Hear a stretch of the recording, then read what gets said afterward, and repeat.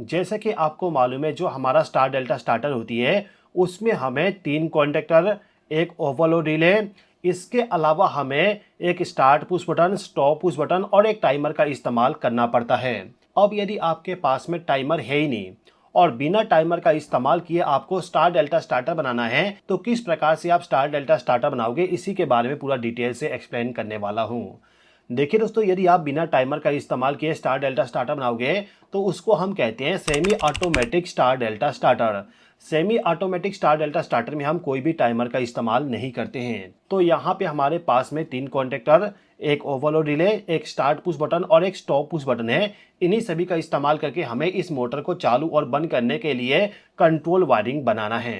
तो ये जो आप सर्किट देख रहे हो, ये सर्किट हमारा पूरा टाइमर का इस्तेमाल करते हुए स्टार डेल्टा स्टार्टर का सर्किट है, जिसमें पावर वायरिंग ये हो गया, कंट्रोल वायरिंग ये हो गया और इंडिकेशन लैंप का कनेक्शन यहाँ पर दिखाया गया है। ये जो पूरा सर्किट है, इस सर्किट को किस प्रकार से बनाया गया है और सर्किट को बनाने के पीछे का क्या क्या लॉजिक है, सभी चीज़ों को मैंने पूरा डिटेल से मेरा जो इलेक्ट्रिकल टेक्नीशियन ऐप है उसमें जो कोर्स मैंने लॉन्च किया हूँ, इलेक्ट्रिकल वायरिंग मास्टर कोर्स, उस वाले कोर्स में मैंने इस वाले सर्किट को पूरा एक्सप्लेन किया हूँ। तो यदि आप इस सर्किट को पूरा डिटेल से सीखना चाहते हैं तो इलेक्ट्रिकल वायरिंग वाली जो कोर्स है उसको ज्वाइन करके आप सीख सकते हो। फिलहाल के टाइम पे मैं क्या करता हूँ, यहाँ पे जो टाइमर है इसको डिलीट कर देता हूँ। इसके अलावा जो इंडिकेशन लैंप है इसको भी डिलीट करता हूँ, जिससे कि आपको समझाने में आसानी हो। अभी के टाइम पे हमें केवल चाहिए 3 कॉन्टेक्टर, एक मैन कॉन्टेक्टर, एक स्टार कॉन्टेक्टर और एक डेल्टा कॉन्टेक्टर। इसके बाद जितना भी वायरिंग है उसको भी डिलीट कर दूंगा। मैं आपको पूरे नए तरीके से एक्सप्लेन करने वाला हूँ किस प्रकार से हम वायरिंग करेंगे।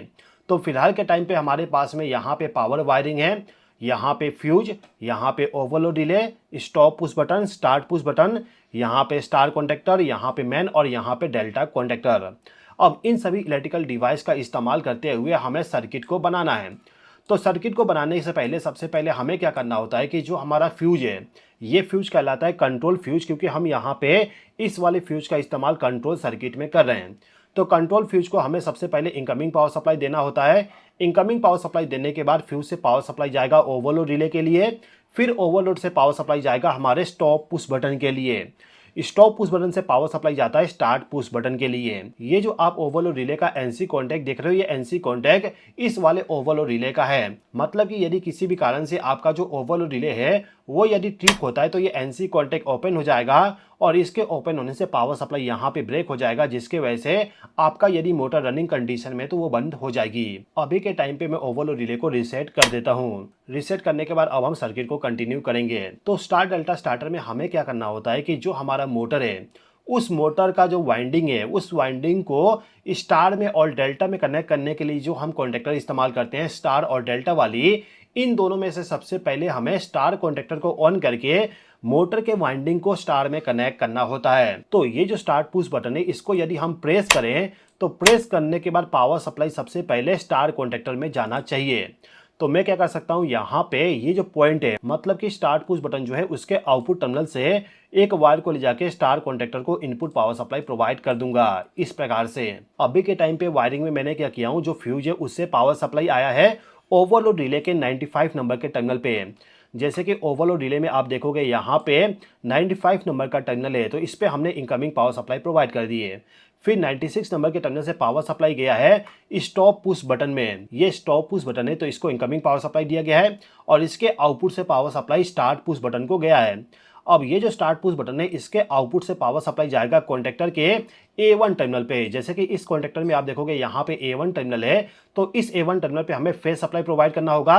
अब ये जो कॉन्टेक्टर है, ये कॉन्टेक्टर हमारा स्टार्ट पुश बटन से डायरेक्टली कनेक्ट है, तो ये कॉन्टेक्टर हमारा हो जाएगा स्टार कॉन्टेक्टर। तो स्टार कॉन्टेक्टर को हमने इनकमिंग पावर सप्लाई प्रोवाइड कर दी है।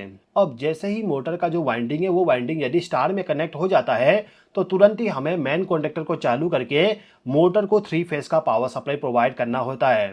तो ये जो मेन कॉन्टेक्टर है, इस कॉन्टेक्टर को हमें चालू करना है स्टार कॉन्टेक्टर को चालू करने के बाद। तो हम यहाँ पे क्या करेंगे, जो स्टार कॉन्टेक्टर है इस कॉन्टेक्टर का जो एनो कॉन्टेक्ट है, जैसे कि आप देखोगे यहाँ पे मेरे पास में स्टार कॉन्टेक्टर का एनो कॉन्टेक्ट है। स्टार कॉन्टेक्टर का नाम यहाँ पे KM3 है, तो इसका भी नाम यहाँ पे KM3 लिखा गया है, मतलब कि ये एनो कॉन्टेक्ट स्टार कॉन्टेक्टर का है। तो स्टार कॉन्टेक्टर का जो एनो कॉन्टेक्ट है उसके जरिए पावर सप्लाई आएगा मेन कॉन्टेक्टर को चालू करने के लिए।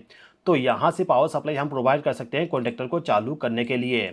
अब यहाँ पे जो एनो कॉन्टैक्ट है, इस एनो कॉन्टैक्ट को भी हमें इनकमिंग पावर सप्लाई देना होगा, तभी जाके पावर सप्लाई आगे फ्लो होगा। तो इस वाले एनो कॉन्टैक्ट को इनकमिंग पावर सप्लाई प्रोवाइड करने के लिए आप क्या कर सकते हो कि जो आपका स्टॉप पुश बटन है, इस पुश बटन के आउटपुट टर्मिनल से एक वायर को ले जाके इस वाले एनो कॉन्टैक्ट को इनकमिंग पावर सप्लाई प्रोवाइड कर सकते हो, जैसे कि आप यहाँ पे देख सकते हैं। अब मैं यहाँ पे पावर सप्लाई को चालू करता हूँ। चालू करने के बाद फ्यूज को ऑन कर देता हूँ। फ्यूज को ऑन करने के बाद यदि मैं स्टार्ट पुश बटन को प्रेस करूं तो आप देखोगे मोटर जो है मेरा, वो मोटर स्टार कनेक्शन में रन करना स्टार्ट कर दिया।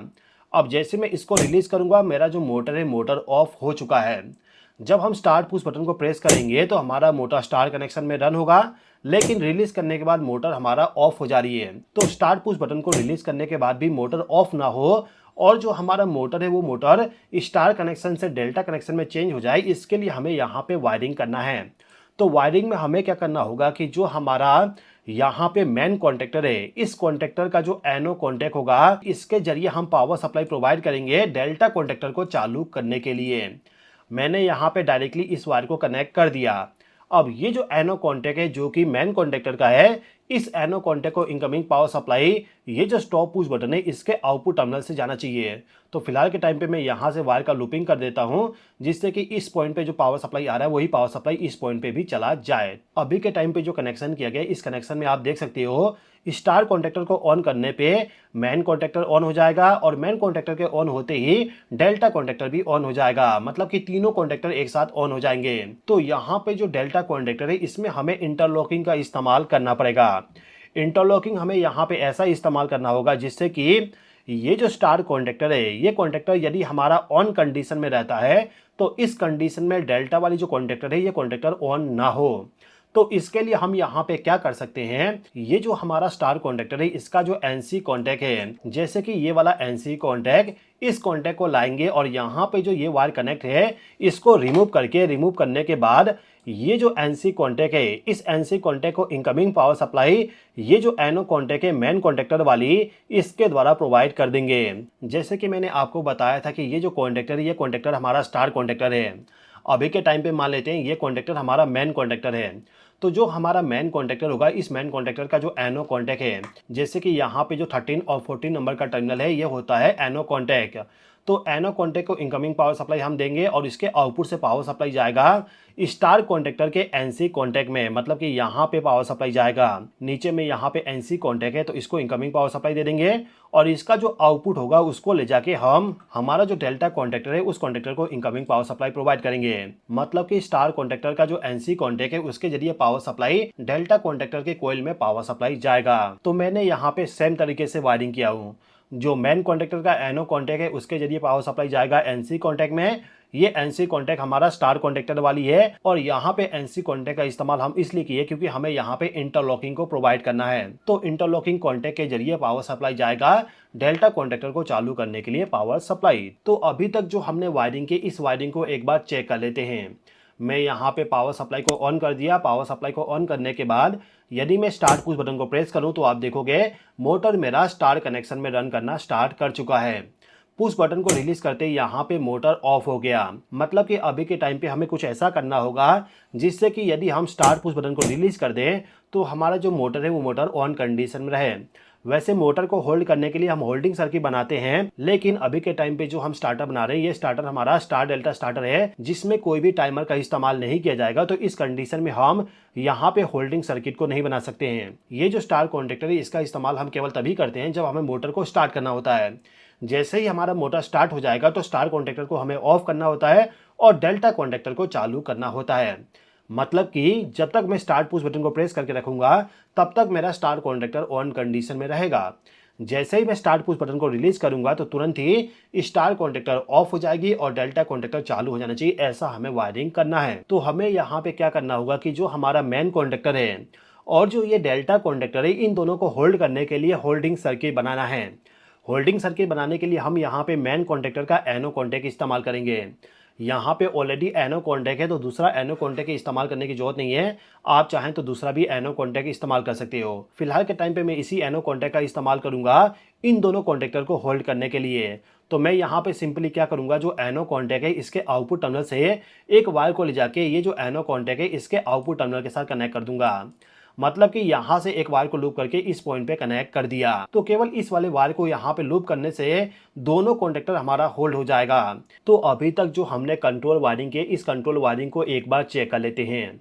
तो मैं यहाँ पे फ्यूज को ऑन कर दिया। फ्यूज को ऑन करने के बाद यदि मैं स्टार्ट पुश बटन को प्रेस करूँ तो आप देखोगे मोटर मेरा स्टार कनेक्शन में रन करना स्टार्ट कर दिया। इसको रिलीज करने के बाद यहाँ पे मेरा जो मोटर है, ये मोटर डेल्टा कनेक्शन में रन करना स्टार्ट कर दिया और जो स्टार कॉन्टेक्टर है, ये कॉन्टेक्टर मेरा ऑफ कंडीशन में चला गया। अब यहाँ पे यदि मैं गलती से भी स्टार्ट पुश बटन को प्रेस कर दूंगा तो शॉर्ट सर्किट हो जाएगा। तो शॉर्ट सर्किट ना हो इसके लिए हमें यहाँ पे प्रोटेक्शन इस्तेमाल करना पड़ेगा। मतलब कि यहाँ पे भी हमें इंटरलॉकिंग देना होगा डेल्टा कॉन्टेक्टर का। किस प्रकार से इंटरलॉकिंग देंगे एक बार समझते हैं। तो मैं यहाँ पे पावर सप्लाई को ऑफ कर देता हूँ। ऑफ करने के बाद मैं क्या करूँगा, यहाँ पे जो डेल्टा कॉन्टेक्टर है, इस कॉन्टेक्टर का जो एनसी कॉन्टेक्ट है, जैसे कि यहाँ पे एनसी कॉन्टेक्ट है डेल्टा कॉन्टेक्टर का, इस एनसी कॉन्टेक्ट को ले जाके मैं इस पॉइंट पे कनेक्ट करूँगा। तो ये जो वायर यहाँ पे कनेक्ट है इसको डिलीट कर देता हूँ। डिलीट करने के बाद ये जो यहाँ पे स्टार्ट पुश बटन है, इसके आउटपुट टर्मिनल से पावर सप्लाई को ले जाके एनसी कॉन्टेक्ट को इनकमिंग पावर सप्लाई प्रोवाइड कर दूंगा। और इसके बाद में ये जो एनसी कॉन्टेक्ट है, इसके आउटपुट टर्मिनल से पावर सप्लाई को ले जाके स्टार कॉन्टेक्टर के A1 टर्मिनल पे पावर सप्लाई को प्रोवाइड कर दूंगा। तो केवल हमें इतना कनेक्शन करना होता है। यदि हमें किसी मोटर को स्टार डेल्टा स्टार्टर के द्वारा रन करवाना है, वो भी बिना टाइमर का इस्तेमाल किए, तो इस वाले स्टार्टर में हमें क्या करना होता है कि जो हमारा पावर सप्लाई है उसको ऑन करने के बाद स्टार्ट पुश बटन को हमें तब तक प्रेस करके रखना है जब तक कि हमारा मोटर का जो आरपीएम है वो आरपीएम 80% से ज़्यादा ना हो जाए। मतलब कि मोटर हमारा यदि पूरा स्टार्ट हो जाएगा तो उस कंडीशन में ही हमें स्टार्ट पुश बटन को रिलीज करना है। और इसके रिलीज करते ही हमारा जो मोटर है वो मोटर हमारा डेल्टा कनेक्शन में रन करना स्टार्ट कर देगा। आप देख सकते हो यहाँ पे स्टार कॉन्टेक्टर ऑफ हो चुका है और डेल्टा कॉन्टेक्टर यहाँ पे ऑन कंडीशन में है। मतलब कि मोटर हमारा अभी के टाइम पे डेल्टा कनेक्शन में रन हो रहा है। अब यहाँ पे यदि मैं स्टार्ट पुश बटन को प्रेस भी करूं तो इसके आगे पावर सप्लाई नहीं जा पाएगा, जिसके वजह से स्टार कॉन्टेक्टर ऑन नहीं होगा और यहाँ पे कोई भी शॉर्ट सर्किट नहीं होगा। तो हमारा जो मोटर है उस मोटर के लिए यदि हमें बिना टाइमर इस्तेमाल किए स्टार डेल्टा स्टार्टर बनाना है तो हम इस प्रकार से पावर वायरिंग और कंट्रोल वायरिंग को कर सकते हैं। दोस्तों, यदि आप इस प्रकार से पूरा इलेक्ट्रिकल वायरिंग को सीखना चाहते हो तो इसके लिए मैंने पूरा का पूरा एक इलेक्ट्रिकल वायरिंग का मास्टर कोर्स बनाया हूँ, जिसमें मैं आपको पूरा बेसिक तरीके से, मतलब कि जो हमारा पुश बटन होती है उसका वायरिंग किस प्रकार से करेंगे, टाइमर का वायरिंग किस प्रकार से करेंगे, कॉन्टेक्टर का इस्तेमाल किस प्रकार से करेंगे। इसके अलावा किसी मोटर को चालू बंद करने के लिए यदि किसी प्रकार का लॉजिक दिया जाता है तो उस लॉजिक के अकॉर्डिंग यदि आपको वायरिंग करना है तो किस प्रकार से वायरिंग करोगे, हर एक चीज को एक्सप्लेन करते हुए मैंने कोर्स को बनाया हूं। मेरा जो ऐप है इलेक्ट्रिकल टेक्नीशियन के नाम से, जो कि आपको प्ले स्टोर पे मिल जाएगा, उसको डाउनलोड कर लीजिएगा। डाउनलोड करने के बाद जो भी आपको डिटेल फिल करना होगा बेसिक सा, उसको फिल करने के बाद कोर्स को आप ज्वाइन कर लीजिएगा। कोर्स को ज्वाइन करने के टाइम पे कूपन कोड NEW30 ऐड कर दीजिएगा, जिससे कि कोर्स का जो प्राइस है वो कम होकर 349 रुपीज हो जाए। तो कोर्स को ज्वाइन करने के लिए और ऐप को डाउनलोड करने का लिंक डिस्क्रिप्शन में दिया गया है। इसके अलावा कमेंट बॉक्स में सबसे पहला कमेंट में आपको मिल जाएगा लिंक, वहां पे क्लिक करके आप ऐप को डाउनलोड कर सकते हो, साथ ही साथ में कोर्स को भी ज्वाइन कर सकते हो। आई होप कि दोस्तों आपको इस वीडियो के माध्यम से कुछ नया सीखने को मिला होगा।